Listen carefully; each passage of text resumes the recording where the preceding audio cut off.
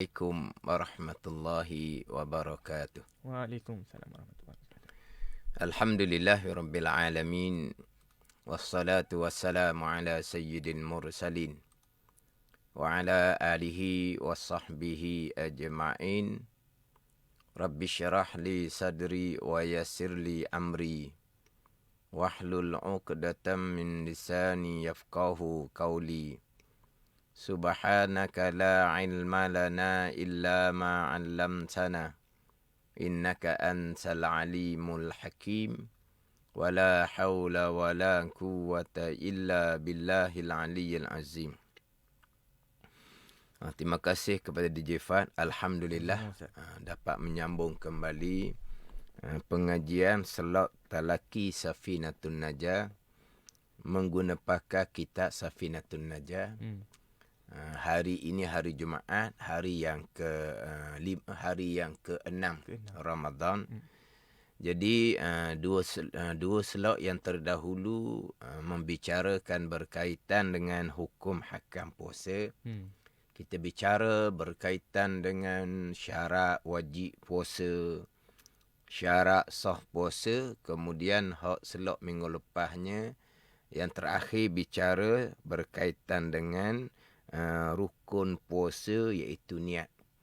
Jadi walaupun hari ini di tengah masih lagi di awal lah Ramadan, 6 Ramadan, saya rasa masih lagi tidak lewat lah untuk menyambung sedikit lagi pembicaraan berkaitan dengan hukum hakam puasa. Jadi insyaAllah di minggu hadapan barulah kembali kepada kitab Safinatun Najah, pembicaraan rukun iman yang kelima berkaitan dengan beriman dengan hari kesudahan, beriman dengan hari qiyamah, hari akhirah. Jadi minggu ini saya akan sambung lagi pembicaraan dalam kitab Safinatun Najah. Sedikit lagi saya nak menyambung pembicaraan berkaitan dengan rukun niat. Kemudian saya akan pergi kepada pembicaraan berkaitan dengan kafarah yang uzma serta takzir ke atas mereka yang membatalkan puasa Ramadan dengan bersetubuh. Itu tajuk fasal yang selepas daripada fasal tajuk membicarakan berkaitan dengan rukun puasa. Cuma saya tak bacalah kitab ni. Saya cuma ambil dia punya huraian dia sahaja. Jadi kalaulah kitab Safinatun Najah hak Jawi nombor 28 boleh tengoklah di dalam tu, tapi saya tak bacalah. Jadi saya terus pergi kepada sambungan hak minggu lepasnya berkaitan dengan niat puasa. Jadi kita bermazhab Syafi'i, kita berniat pada tiap-tiap malam. Tiap-tiap malam bermula daripada maghrib sampailah kepada subuh. Kita berniat tiap-tiap malam. Biasa terkadang kita ni berniat sebelum daripada tidur lah biasanya. Sebab kita nak niat ketika bangun sahur. Terkadang boleh berlaku juga terlajak tak sedar sahur, sedar orang sudah azan subuh. Jadi biasanya kita berniat puasa Ramadan sebelum daripada tidur. Cuma apabila kita bangkit sahur sebagaimana biasa, kita bangkit sahur, kita disunatkan berniat puasa Ramadan sekali lagi. Berniat puasa Ramadan semula, sunat juga. Sebab ada pandangan yang menyatakan, walaupun ini pandangan yang dhaif, menyatakan bahawa kalau kita niat awal sebelum daripada tidur, kemudian kita sedar sebelum daripada subuh di waktu sahur, maka niat sebelum tidur tu dikira macam tak jadi dah tu. Sebab tu dengan bermulanya berpuasa waktu subuh, jauh lah. Sebab kita tidur pukul 10, pukul 11. Jadi dengan subuhnya 5.55 jadi jauh. Jadi apabila kita sedar di pagi tu, waktu sahur, pukul 5 ke contohnya, maka ada pandangan menyatakan kita wajib kena berniat baru. Tapi itu pandangan dhaif. Cuma disunatkan kita niatlah pula pagi tu saja aku puasa Ramadan esok hari. Kemudian kita niat puasa Ramadan ni, kalau Fak wallahu alam lah, sebab Fak ni generasi kemudian sedikit. Kalau saya dulu-dulu Fak diajar oleh orang tua-tua lafaz niat yang agak panjang. Lafaz niatnya nawaitu sauma ghadin an adai fardi Ramadan hadhihi sanah lillahi ta'ala. Mana Fak? Ada tak? Ada. Nawaitu sauma ghadin an adai fardi Ramadan hadhihi sanah lillahi ta'ala. Tu panjang tu. Terjemahan dia, saja aku puasa esok hari daripada menunaikan fardu Ramadan tahun ini kerana Allah. Jadi Fak orang ajar seumpama tu juga. Tapi masa tu tak tahu pun roding tu makna apa. Cuma tahu sebut je. Jadi kita niat hak panjang tu capur dengan hak sunat. Dalam niat puasa Ramadan yang wajib dua saja. Satunya dia panggil qasa, saja aku berpuasa. Satu dia panggil ta'ayyun ataupun ta'yin. Kita nyatakan puasa apa? Ramadan. Tu. Saja aku puasa qasa, Ramadan, ta'yin. Dua tu saja. Kita niatkan puasa esok hari sunat. Kita niatkan adat tunai, niatkan fardu Ramadan, niat fardu sunat, niat tahun ini pun sunat, niat kerana Allah pun sunat. Jadi sekurang-kurang niat puasa Ramadan, nawaitu sauma Ramadan. Saja aku puasa Ramadan. Adapun berbeza dengan sembahyang. Kita sembahyang ada 3 yang kita wajib kena niat. Sembahyang fardu zuhur ada 3. Qasa, ta'aruk, ta'ayyun. Saja aku sembahyang fardu zuhur. Ada 3. Saja aku sembahyang dia panggil qasa, fardu dia panggil ta'aruk, zuhur dia panggil ta'ayyun. Tu kalau sembahyang fardu dia kena ada 3. Kalau niat saja aku sembahyang zuhur tanpa niatkan fardu tidak sah. Adapun kita niat puasa saja aku puasa fardu Ramadan. Niatkan fardu sunat saja. Tapi saya bicara ni hukum mana wajib mana sunat. Di bulan Ramadan ni jangan tinggal amal sunat. Hak sunat kena buat belakalah. Sebab boleh pahala fardu, boleh pahala wajib hak sunat ni. Cuma sekarang membicarakan dalam niat yang panjang hak tadi tu, nawaitu sauma ghadin an adai fardi Ramadan hazi sana lillahi ta'ala tu, hak mana hak wajib, hak mana hak sunat. Jadi hak wajibnya nawaitu sauma Ramadan. Saja aku puasa Ramadan, hak tu hak wajib. Hak baki-baki tu hak sunat. Tapi jangan tinggal hak sunat. Kemudian kalau kita sembahyang fardu, dia qasa, ta'aruk, ta'ayyun. Saja aku sembahyang fardu zuhur. Jangan tinggal fardu kalau sembahyang. Kalau puasa Ramadan tinggal fardu, tinggal niat fardu, rugilah sebab disunatkan kita niat fardu. Ni pergi kepada puasa sunat. Pergi kepada puasa sunat, saya nak pergi kepada puasa sunat 6 Syawal. Puasa sunat Isnin pun samalah. Puasa sunat Khamis pun samalah. Tapi saya nak pergi pada puasa sunat 6 Syawal. Jadi pandangan muktamad dalam mazhab Syafi'i, kita puasa sunat 6 Syawal dalam niat sebelah malam tu, niat pagi pun boleh niat puasa sunat ni. Niat saja aku puasa esok hari sunat 6 Syawal kerana Allah. Tu niat yang sempurna, panjang. Saja aku saja aku puasa esok hari sunat 6 Syawal kerana Allah. Tapi dalam niat panjang tu, Fak dan sidang pendengar, yang wajibnya qasa je. Saja aku puasa jadi 6 Syawal walaupun tak sebut 6 Syawal. Tu kalau puasa sunat qasa saja. Takyinkan 6 Syawal, nyatakan nama 6 Syawal, jatuh hukum sunat. Berbeza Fak dengan sembahyang sunat. Sembahyang sunat mana? Tarawih duha sekarang lah. Samalah Isra' ke duha ke tarawih witir. Tarawih duha pula pelik orang dengar. Tarawih witir. kita semayang sunat tarawih, semayang sunat witir, dalam niat kena takyinkan sebut nama tarawih. Saja aku semayang tarawih. Saja aku semayang witir. Tu wajib kena takyinkan tarawih, wajib kena takyinkan witir. Tapi hak tu niat sekurang-kurang wajib. Hak nak comel niat macam mana? Saja aku semayang sunat tarawih 2 rakaat makmum kerana Allah. Saja aku semayang sunat witir 2 rakaat makmum kerana Allah. 1 rakaat makmum kerana Allah. Itu niat yang sempurna. Tapi niat semayang tarawih dengan witir, dia kena takyinkan, kena sebut tarawih, kena sebut witir. Kalau tidak sah. Adapun pergi kepada puasa sunat 6 Syawal, kita takyinkan, kita nyatakan nama 6 Syawal, sunat saja. Tak nyata nama 6 Syawal pun, okey dah. Puasa sunat 6 Syawal tu sah dah.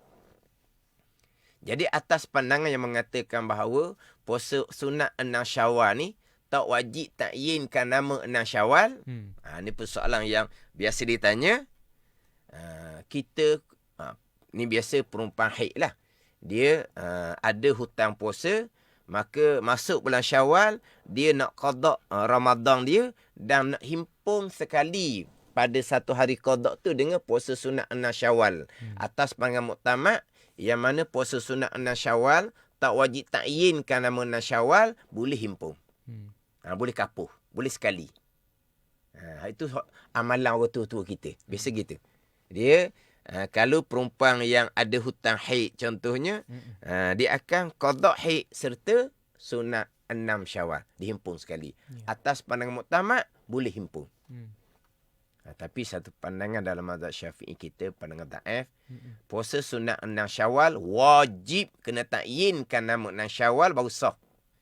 Jadi puasa qada kena takyin nama, puasa 6 Syawal kena takyin nama, tak boleh nak himpun. Kalau satu hari diniatkan puasa qada Ramadan dan juga 6 Syawal secara himpun, batal kedua-dua. Tapi itu pandangan dhaif, bukan pandangan yang muktamad. Tetapi bunyi batal tu agak keras sikit. Jadi kalau kita ni orang yang rajin berpuasa, asingkanlah puasa qada dengan puasa 6 Syawal.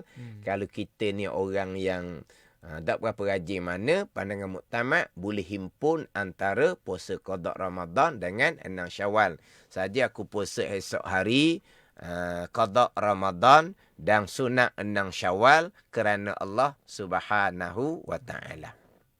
Tu hak berkaitan dengan niat puasa Ramadan. Hak fardunya wajib qasa dan wajib takyin. Kemudian takut terlupa. Dia ada soalan kita dahulu Fat. Ya, soalan minggu lepas Ustaz. Bukan minggu lepas. Minggu lepas. Minggu yang pertama. Jadi untuk minggu ni Ustaz, kalau ada soalan lagi sempat kita bahas. Tapi yang tanya tu masih lagi ada ni. Ada lagi ni. Muhammad Sufian. Yang tanya tu Muhammad Sufian. Ada dua. Rasanya nama Muhammad Sufian ada dua. Tak tahulah kembar ke apa. Jadi saya rasa ada dua. Dia dah rasa ni yang tapi tanya yang sama ni. Muhammad Sufian ni. Dia ada Alhamdulillah tu. Tak jawab lagi soalan dia ni. Alhamdulillah dah tu. Soalan Muhammad Sufian ni hak minggu dulu. 2 minggu lepas. Adakah batal puasa seseorang dengan sebab obat yang dimasuk ke dalam badan melalui jarum yang menjadikan seseorang itu kembali bertenaga yang mana sebelumnya demam dan tidak bermaya? Jadi persoalan ni, dimasuk obat ni bukan melalui rongga yang terbuka lah. Rongga-rongga terbuka ni, rongga tengkok, rongga hidung, rongga telinga, rongga dubur. Itu rongga yang terbuka, rongga kemaluan hadapan, itu rongga yang terbuka. Jadi dimasuk obat yang dimasukkan ni melalui jarum ni kok, masuk melalui orat lah dok. Melalui orat lah dia masuk ke orat tangan tu. Gitulah. Dah jarum kan melalui orat tangan. Jadi berkaitan dengan memasukkan obat melalui orat tangan. Jadi dia yang situ ada berkhilaf di kalangan ulama lah. Dia kalaulah memasukkan obat kepada badan. Kepada badan, anggota badan, otot badan dipanggil. Cocok lengan ke, cocok lengan ke, cocok di gusi ke, nak cabut gigi. Itu bukan orak. Orang cabut gigi kan, dia gosok, dia cocok obat bius. Obat bius tu bukan dia dalam orat tau, dia hanya di daging tau. Di daging gusi sahaja. Jadi kalau cocok obat di anggota badan, di otot badan untuk perubatan, itu tidak membatalkan puasa. Kita pergi pula kepada cocok melalui saluran orat. Saluran orat ni pula ada setengah pandangan mengatakan apabila cocok melalui saluran orat, dia akan pergi juga kepada rongga. Satu pandangan mengatakan batal. Satu pandangan tidak batal. Untuk perubatan tidak batal. Untuk perubatan tidak batal. Melainkan kalau masuk ikut orat, tapi untuk menguatkan badan, untuk jadi kenyang masuk air biar jadi hilang dahaga, tu batal. Sebab seperti minum secara biasalah jadi. Adapun Muhammad Sufian ni tanya ni, masuk obat ke dalam badan melalui jarum, satu, tak apa waktunya. Tetapi kembali bertenaga yang sebelumnya demam dan tidak bermaya. Jadi setengah pandangan, walaupun perubatan, tapi kalau mendatangkan tenaga, menjadi segar kembali, satu pandangannya, batal puasa. Sebab apa? Seperti makan dengan sengaja kan, kembali bertenaga. Tapi satu pandangan, walaupun kembali bertenaga, tetapi dicocok obat atas jalan perubatan, tidak membatalkan puasa. Jadi ada berbeza pandangan ulama. Hak cocok bukan melalui rongga ni, melalui saluran orat untuk perubatan. Untuk perubatan. Tapi untuk perubatan, dia jadi bertenaga. Dia jadi hilang dahaga contohnya. Satu pandang kata tak batal sebab perubatan. Satu pandangan mengatakan Allah jadi bertenaga. Bila masuk air, hak mari tadi tu air kurang, lesu dah. Bila masuk air, perubatan sebenarnya. Tetapi sudah menjadi hilang dahaga. Menjadi panggil apa? Jadi dia punya kembali bertenaga. Jadi dia samakan seperti minum secara biasa juga. Satu pandangan. Sebab tu kalaulah hak berlaku seumpama tu, dia ada dua pandangan, terpulanglah kepada sidang pendengar, tapi seeloknya pakai pandangan batal, kemudian qada kembali. Jadi kalau batal pun bukan yang berdosa, yang syarak membenarkan, sebab untuk perubatan. Sebab dia selepas masuk air tu melalui orat, dia menjadi kembali bertenaga. Kembali jadi dahulunya tidak bermaya. Kembali bertenaga. Jadi seperti makan minum biasa jadi dok. Kan? Tidak bermaya. Lepas berbuka kan bertenaga. Ni tidak bermaya selepas dimasukkan air obat melalui jarum tu, jadi kembali bertenaga. Setengah pandang mengatakan walaupun untuk perubatan dihukumkan seperti makan minum cara yang biasa, membatalkan puasa juga. Tapi ada pandangan kalau untuk perubatan walaupun kembali bertenaga tidak membatalkan puasa. Jadi ada pandangan yang menyatakan batal, ada pandangan yang mengatakan tidak batal. Ada pun semata-mata cocok di anggota tubuh kita.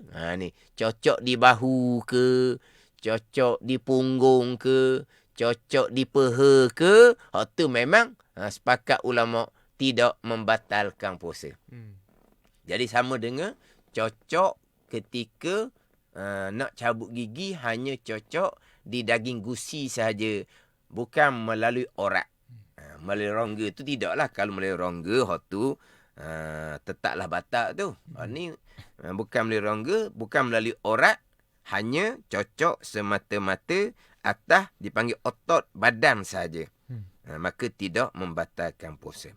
Itu hak soalan Muhammad Sufyan. Hmm. Tak ada komen lagi tu Muhammad Sufyan tu. Jawab dah soalan dia ni. Tengah tulis ke Ustaz? Tengah tulis. Sebab Muhammad Sufyan tu kalau tak silap dah, memang dia ada tiap-tiap minggu tu. Dia komen tiap-tiap minggu tu. Tu kata dia ada dua Ustaz. Tanya dah soalan pula. Dia kata tanya ustaz sebelum masuk puasa, dia kata. Masuk puasa kedua, terus kena demam sampai hari kelima puasa. Jadi tanya jadi kena ditanya sebelum puasa.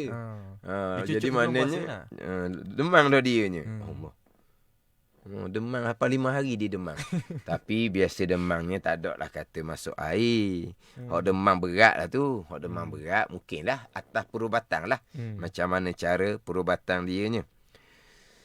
Kemudian saya nak pergi kepada hak dalam kitab kita ni, hak berkaitan dengan wajib qada serta wajib kafarah, dan ditakzirkan oleh pihak kerajaan bagi mereka yang membatalkan puasanya dengan bersetubuh. Membatalkan puasanya dengan bersetubuh. Yang mana orang yang berpuasa Ramadan, dia berpuasa Ramadan, bukan puasa qada, bukan puasa nazar, bukan puasa kafarah. Dia puasa Ramadan, kemudian dia bersetubuh ketika berpuasa Ramadan siang hari.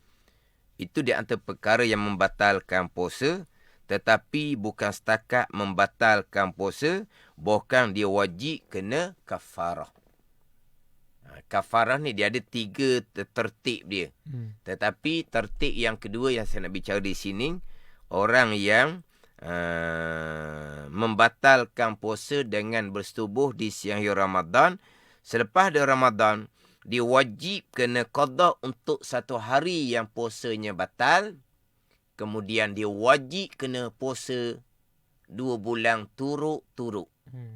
2 bulan turut-turut. 2 bulan ni, bulan Islam ni ada 29, ada 30. 2 bulan turut-turut ni bukan 29 capur 29. Tetapi 30 capur 30. 30 capur 30. 60 hari. Berpuasa turut-turut 60 hari ni, Fat. Ni.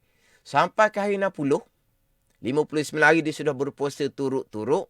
Sampai ke hari 60, dia sudah nak mati dah, kita kata. Kena demam, kena sakit. Tiba-tiba menyebabkan dia tidak boleh meneruskan puasa. Hari yang ke-60. Kalau dia meneruskan puasa, memang pengsang, memang kena hantar hospital lah dianya. Dia pun terpaksalah berbuka puasa hari ke-60. Maka dia wajib kena puasa 2 bulan turut-turut mula hari yang pertama semula. Pada ni. Ini orang yang membatalkan puasa Ramadan dengan bersetubuh. Kemudian dia membatalkan puasa dengan bersetubuh. Di situ ada 2 dosa yang besar. Dia ada 2 dosa yang besar. Yang paling besar dosa adalah dia membatalkan puasa. Sama ada dengan makan, dengan minum, dengan bersetubuh, dia membatalkan puasa. Dengan makan pun membatalkan puasa. Dengan minum pun membatalkan puasa. Dengan bersetubuh pun membatalkan puasa. Tak mau bicara bab bersetubuh menyebabkan dia kena puasa 2 bulan turut-turut. Membatalkan puasa tu. Sama ada dengan makan, sama ada dengan minum, ataupun sama ada dengan bersetubuh. Membatalkan puasa adalah dosa yang amat besar. Ni dosa hok atas-atas belaka ni. Sebab apa? Sebab sebagaimana sembahyang, rukun Islam. Sebagaimana zakat, rukun Islam. Sebagaimana puasa, rukun Islam. Besar dosa orang meninggalkan sembahyang. Besar dosa orang yang meninggalkan puasa, dan termasuk juga besar dosa orang yang membatalkan puasa yang tidak dibenarkan pada syarak. sebesar-besar dosa. Sama ada dia membatalkan puasa dengan makan, dengan minum atau dengan bersetubuh sekalipun, ianya adalah sebesar-besar dosa. Kemudian dia membatalkan puasa dengan bersetubuh, dia ada satu lagi pula, kena kafarah, denda, kena puasa 2 bulan turut-turut untuk 1 hari yang dibatalkan puasa dengan bersetubuh. Esok hari dia berpuasa, dia bersetubuh pula 2 kafarah. 2 bulan turut-turut, 2 bulan turut-turut. Esok hari lagi dia membatalkan puasa dengan bersetubuh pula. Tiga kafarah, 2 bulan turut-turut, 2 bulan turut-turut, 2 bulan turut-turut. Kalaulah dia membatalkan puasa dengan bersetubuh, maka dia kena kafarah 2 bulan turut-turut, tapi dia mengulangi bersetubuh di hari yang sama. Kafarahnya hanya 1 kafarah saja 2 bulan turut-turut. Hak ni kena jaga sangat-sangat. Kena jaga sangat-sangat. Kemudian macam mana pula? Tapi kena faham dari sini ni. Tidak berpuasa ataupun membatalkan puasa tanpa dibenarkan pada syarak ada sebesar-besar dosa, lebih buruk, lebih keji dosa besar daripada berzina dan minum arak dan berjudi lagi. Itu dosa besar belaka tu. Berzina, minum arak, berjudi, dosa besar belaka tu. Tapi lebih besar lagi dosa besar, meninggalkan puasa dan juga membatalkan puasa di siang hari Ramadan tanpa dibenarkan pada syarak. Dia banyak membatalkan puasa yang syarak membenarkan. Sakit ke hospital, terpaksa kena membatalkan puasa, kena minum air, itu syarak membenarkan. Terpaksa kena membatalkan puasa sebab doktor yang makan ubat, itu syarat membenarkan. Kita ni pada satu hari tu, bukan sakit ni, tapi dia punya lapar tu, lapar ni, runyuk, lapar pelik. Ada orang tua lah, petang-petang tengok dia jenis, ada ketika sehari-hari tu dia jadi lapar pelik. Ataupun kalau penyakit gastrik tu, mungkin kerana penyakit dia. Hak ni bukan kerana penyakit. Tapi pada satu hari tu, kebetulan malam tu dia tidak bersahur. Kebetulan kita kata. Lepas tu pagi tu tak tahulah macam mana, jadi agak kelang kabut, agak sibuk. Menyebabkan dia belah petang tu sudah jadi macam mana? Macam pening dah, macam nak rebah dah, macam nak mati dah dianya dengan kelaparan ni. Syarak membenarkan ia berbuka. Tu ada syarat membenarkan dia berbuka, dia kena qada kemudian. Tapi kalau membatalkan puasa berbuka tanpa dibenarkan syarak, itulah sebesar-besar dosa. Dosa yang sangat besar, dimurkai oleh Allah Subhanahu Wa Taala. Dia berbuka puasa dengan bersetubuh, maka kena kafarah. Macam mana pula kalau dia bukan membatalkan puasa dengan bersetubuh, tetapi dia membatalkan puasa dengan umpama minum air terlebih dahulu. Dia minum air terlebih dahulu, puasanya batal. Kemudian dia bersetubuh. Ni kena cermat molek. Saya sebut dari permulaan tadi, membatalkan puasa sama ada dengan makan, sama ada dengan minum, sama ada dengan bersetubuh, ianya adalah sebesar-besar dosa. Haram ijma' ulama'.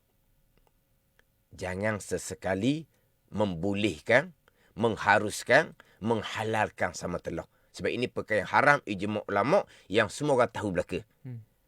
Membolehkan, mengharuskan, menghalalkan perkara haram ijma' ulama' bawa pada punah agama. Janganlah haram dosa besar. Tiba-tiba dia membatalkan puasa dengan minum. Kemudian dia bersetubuh. Memanglah dalam mazhab Syafi'i kita, puasanya dia berdosa besar tetapi tidak kena kafarah 2 bulan turut-turut. Melainkan mazhab Maliki, Hanafi, Hambali, tetap dia kena kafarah puasa 2 bulan turut-turut. Jadi itu satu peluang, bukan satu peluang. Itu satu kederhakaan yang besar. Dengan kamu membatalkan puasa, dengan kamu minum ataupun dengan kamu makan. Ini kena cermat molek. Sebab dahulu-dahulu saya pernah dengar. Lama dah ni cerita dulu-dulu. Dia kata, bukan tidak boleh bersetubuh siang hari. Ni orang ngajar ni. Bukan tak boleh bersetubuh siang hari. Belajarlah, ada cara boleh, dia kata. Dia kata boleh. Boleh bersetubuh siang hari. Ada cara, dia kata. So, mari belajar sejak surah. Tak mau mari belajar. Kan tak tahulah cara boleh. Boleh kot mana? Jangan bersetubuh, dia kata. Mana berpuasa, batalkan puasa dengan bersetubuh, maka kena kafarah, denda, puasa 2 bulan turut-turut. Kamu jangan terus bersetubuh. Kamu minum air dahulu. Maka bolehlah bersetubuh. Ni satu. Allah. Berat sangat tu. Yang pertama, dia minum air. Membatalkan puasa. Syarat tidak membenarkan. Dosa yang besar. Dosa yang sangat besar. Jangan kata boleh. Jangan kata harus. Jangan. Bukan kata boleh kata harus. Jangan. Itu sebesar-besar dosa. Bukan kata itu satu jalan keluar. Agama ni tak sempit sangat. Makna kalau orang muda yang baru berkahwin ni, dia nak bersetubuh siang hari, agama ni bukan sempit sangat. Dia ada jalan keluar. Tidak ada. Kalau dia membatalkan puasa dengan minum, dengan makan, sebesar-besar dosa.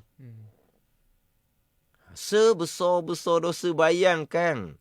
Sebagaimana sembahyang rukun Islam. Puasa ni rukun Islam. Membatalkan puasa tanpa dibenarkan syarak, itu adalah sebesar-besar dosa, sekeji-keji dosa. Dia haramkan, dia membatalkan puasa. Okey, dia membatalkan puasa yang diharamkan.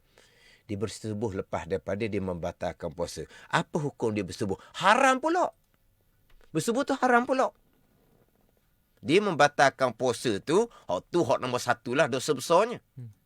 Dia bersetubuh, haram pula. Bukan halal. Bukan boleh. Bukan harus. Haram. Tapi tidaklah sebagian hukum berzina. Sebab dia bukan berzina. Dia suami isteri. Tapi tetap hukum haram. Hak tadi minum, makan. Itu haram, dosa besar kerana membatalkan puasa. Walaupun kamu puasa sudah batal. Tapi kamu bersetubuh siang hari Ramadan. Tetap haram walaupun puasa kamu batal. Ada ni. Sehingga kan. Ni sidang pendengar ambil faham molek. Sehingga kan orang lupa niat malam. Kita mazhab Syafi'i wajib niat sebelah malam, sebelum waktu subuh. Lupa niat malam. Tapi dia tak pakai mazhab Maliki niat sekali sebulan tu. Maknanya dia tidak berpuasa. Kerana dia lupa niat malam. Dia tidak berpuasa sebab dia lupa niat malam.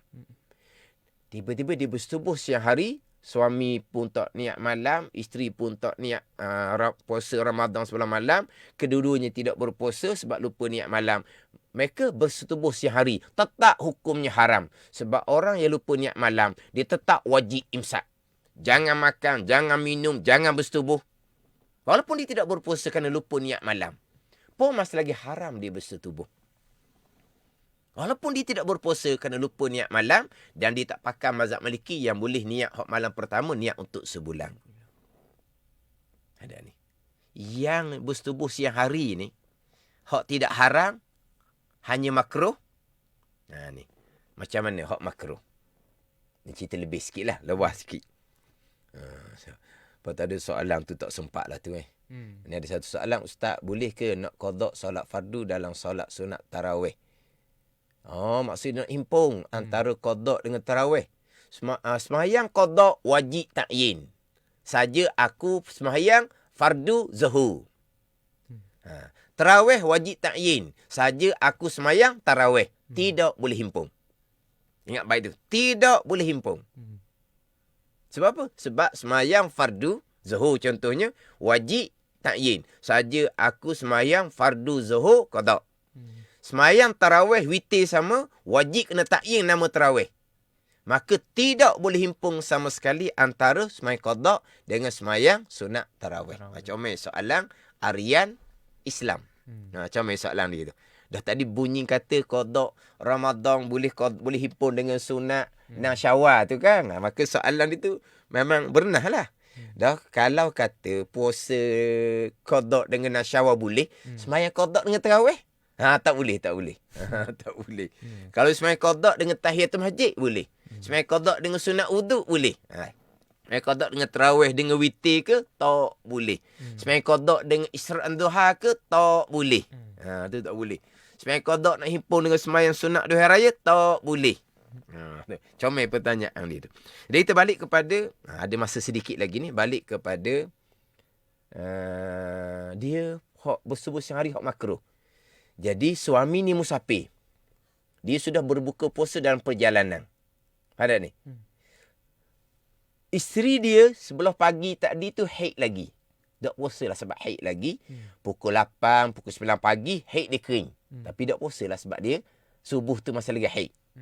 Jadi, suami yang musafir, berbuka dan musafir sampai ke rumah. Dia sudah panggil bermukim, tak musafir dah. Yang isteri ni pula sudah suci daripada haid. Tapi tidak berpuasa sebab subuh tadi tu dia masih lagi haid. Jadi, isteri yang sudah suci haid ni, dia sunat imsak. Suami yang sampai ke rumah yang berbuka dan musafir tadi sampai ke rumah sunat imsak. Sunat jangan makan, sunat jangan minum, sunat jangan bersetubuh. Sebab apa sunat jangan makan minum? Sebab kamu sudah bermukim. Kamu bukan musafir. Yang isteri pula kamu sudah suci haid dan nifas. Kamu bukan ada darah haid dan nifas. Maka sunat imsak. Sunat saja. Sunat jangan makan, sunat jangan minum, sunat jangan bersetubuh. Dia bersetubuh juga. Ini hak yang hukumnya makruh. Pada ni. Hak lupa niat malam pun, tak puasa siang hari pun haram bersetubuh. Kalau betul-betul sengaja membatalkan puasa, jangan ajarlah. Jangan ingat baik, membolehkan, mengharuskan, menghalalkan, berbuka puasa bulan Ramadan yang syarat tidak membenarkan. Hak tu haram, ijma' ulama' dosa besar tu. Ada pula yang tukang karuknya. Kita bicara boleh ni pekoh. Hak bicara haram dosa tu tasawuf. Jangan duk campur pekoh tasawuf. Ni tukang karuk pula tambah. Kan kita bicara kan haram. Sebab dia membatalkan puasa dengan sengaja. Tu hukum tasawuf tu. Hukum pekoh boleh. Dengan tak boleh. Sekarang kita tak bicara hukum tasawuf. Kita bicara rukun Islam. Hukum pekoh. Membatalkan puasa tu haram dosa besar itu hukum pekoh. Bukan hukum tasawuf. Lepas tu, pekoh mana pula membolehkan dia membatalkan puasa? Pekoh mana pula membolehkan dia bersubuh siang hari walaupun selepas dia membatalkan puasa? Dia membatalkan puasa, hukum pekoh membolehkan, mengharuskan. Haram ijma' ulama'. Dosa yang amat besar. Jangan nak membolehkan, nak mengharuskan, nak menghalalkan perkara haram ijma' ulama'. Ini hukum pekoh.